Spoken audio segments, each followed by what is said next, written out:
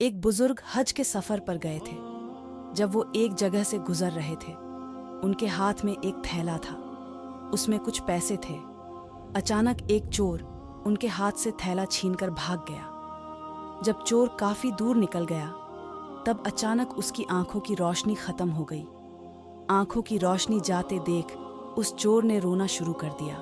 जब लोगों ने चोर से पूछा, भाई क्या हुआ, तो वो कहने लगा, मैंने एक आदमी का थैला छीना है। वह कोई बड़ा अल्लाह का करीबी बंदा लगता है। मेरी आंखों की रोशनी चली गई। खुदा के लिए मुझे उसके पास पहुंचा दो ताकि मैं उससे माफी मांग सकूं। जब लोगों ने पूछा कि यह किस्सा कहाँ पेश आया, तो कहने लगा, फलां नाई की दुकान के करीब पेश आया। लोग उसको उस दुकान पर ले गए और नाई से पूछा कि इस तरह का कोई आदमी यहाँ से गुजरा है, आप उसे जानते हो? उसने कहा, मुझे उसका घर तो पता नहीं, हाँ मगर नमाज के लिए वह आते जाते रहते हैं। अगली नमाज के लिए फिर आएंगे। ये लोग इंतजार में बैठ गए। वह बुजुर्ग अपने वक्त पर तशरीफ लाए। लोग उस चोर को उनके पास ले गए तो उस चोर ने जाकर उनके हाथ पांव पकड़ लिए कि मुझसे गलती हो गई, गुनाह हो गया, नादिम हूँ, शर्मिंदा हूँ, मेरी आंखों की रोशनी छिन गई। आप अपने पैसे वापस ले लीजिए और मुझे माफ कर दीजिए ताकि अल्लाह ताला मेरी आंखें ठीक कर दे।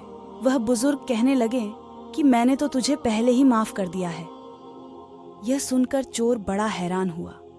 कहने लगा, हजरत, मैं तो आपका थैला छीनकर भागा और आप कहते हैं कि माफी मांगने से पहले ही माफ फरमा दिया। वह फरमाने लगे, हाँ मेरे दिल में कोई बात आ गई थी। फरमाने लगे, मैंने एक हदीस पढ़ी जिसमें नबी अकरम सल्लल्लाहु अलैहि वसल्लम ने फरमाया कि क़यामत के दिन जब मेरी उम्मत का हिसाब पेश किया जाएगा तो मैं उस वक़्त तक मीज़ान के करीब रहूँगा जब तक मेरे आखिरी उम्मती का फ़ैसला नहीं हो जाता। मेरे दिल में यह बात आई कि अगर मैंने इस चोर को माफ़ नहीं किया तो क़यामत के दिन यह मुक़दमा पेश होगा और जितनी देर मेरे मुक़दमे का फ़ैसला होने में लगेगी, अल्लाह के नबी अलैहिस्सलाम को उतनी देर जन्नत से बाहर रहना पड़ेगा। इसलिए मैंने माफ़ कर दिया कि न तो मुक़दमा पेश होगा, न ही मेरे महबूब को जन्नत में जाने में देर लगेगी। वह जल्द जन्नत में तशरीफ़ ले जाएंगे।